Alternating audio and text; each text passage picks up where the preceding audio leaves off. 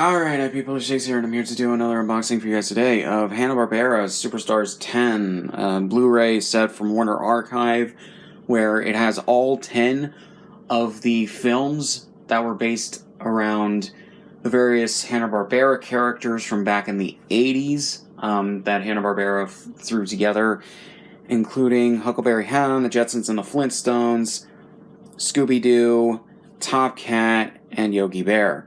So, yeah. Plus, they threw in 2 extra specials, I believe, like TV specials for both Scooby-Doo and Yogi Bear, and we'll get to that in a second. So, yeah. Unfortunately, though, 2 of the films, and I think it's the 2 last ones, I know Reluctant Werewolf was one of them, did not have film masters. The movies were not put on film. They were put on, 1-inch, tape masters for some reason, while the rest of these are or were saved on film. Thus, they could not properly be restored into HD, into 1080p, so they had to upconvert the movies to 1080p. I don't think that they did quite a great job on that, because I really think what they should have done is maybe an AI upscale of some kind. Like if they got some of the people from Discotech to show them how they use the AI for, or like they have for Digimon, I think that they could have really, to properly upscale the footage to 1080p, I think, and make it just look so much better, I think it would have been great.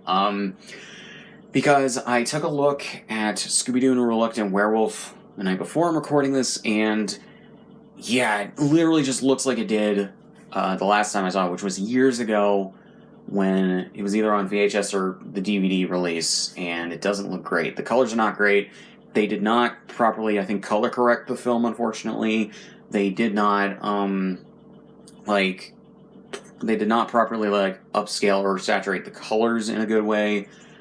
It's basically just as it was, just upscaled to 1080p. And upscaling, you can do various things with that, but it just doesn't look great next to the rest of these films, which were properly restored into 1080p and properly color corrected and everything, and they look great. I watched Scooby-Doo and the Ghoul School, Scooby-Doo meets the Boo Brothers, and Scooby-Doo Goes Hollywood, which is one of the specials included on this as an extra on the Reluctant Werewolf release, which I don't understand why that, but whatever. Maybe there was more space on the disc. I don't know. But, yeah. So that's kind of the thing, unfortunately. And the main reason why they were safe to tape is because Hanna-Barbera was using a form of early digital animation. So it looks more like a pup named Scooby-Doo than Scooby-Doo and the Ghoul School. So yeah, unfortunately.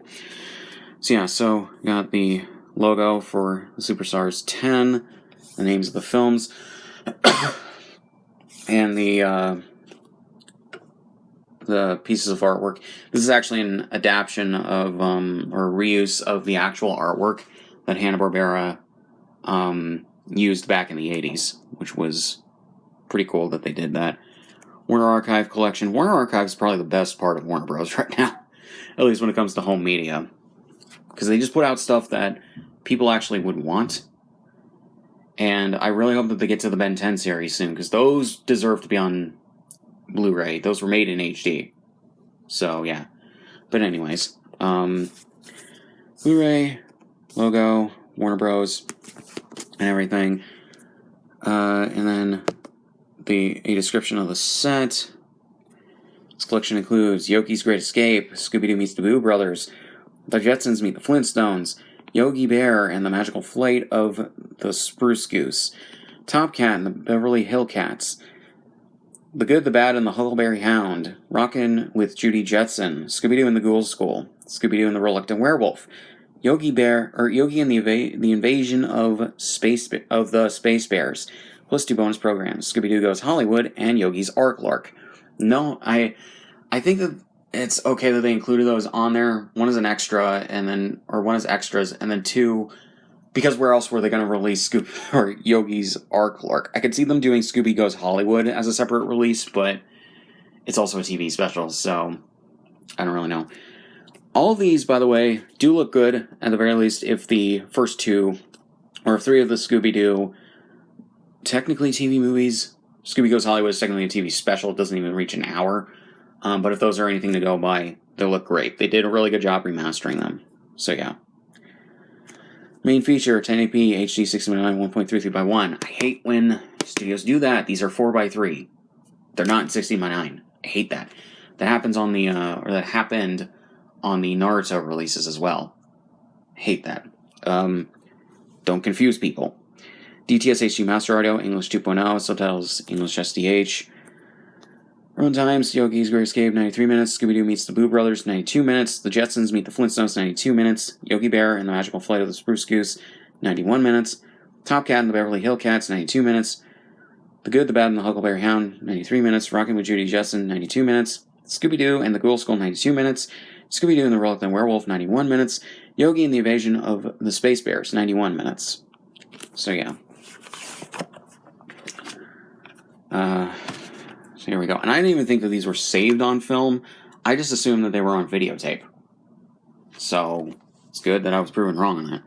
So, we got part 1, which has the first 5 of these movies on Blu-ray.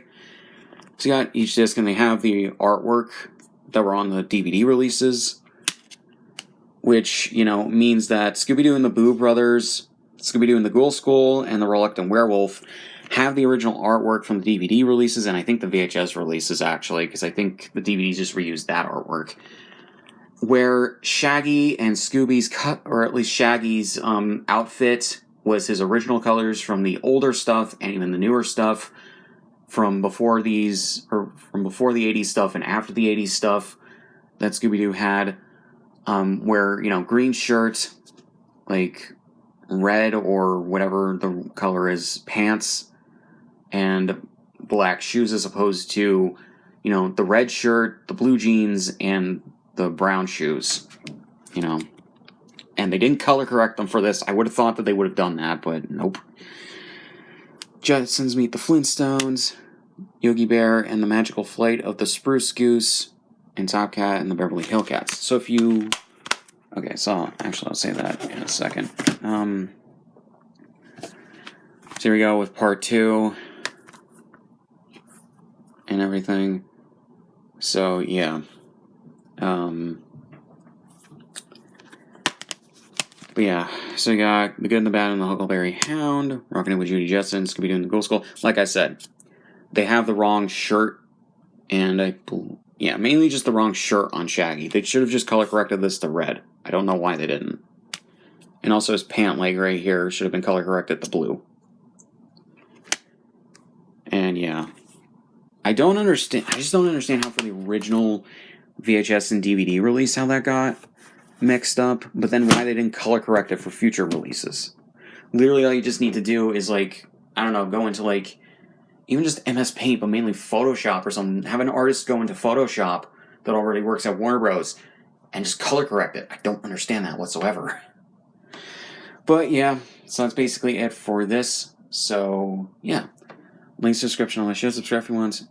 So if you're nostalgic for these from the 80s, or if you grew up with them as a kid, like I did, for mainly just the Scooby-Doo movies that are in here, go at them. You have 4 Scooby-Doo stuff, or 4 Scooby-Doo things in here. You have a bunch of different things for Hanna-Barbera characters. So if you remember these characters, you want to see these films in HD, go ahead.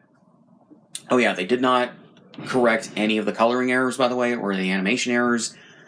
Scooby-Doo in the Ghoul School has 2 errors that I really wish that they would I would really hope that, or I would like if they corrected. So you have a coloring error at the beginning of the movie where Shaggy's ear, when he's driving, goes from being the same color as his hair to his skin color, back to the hair color.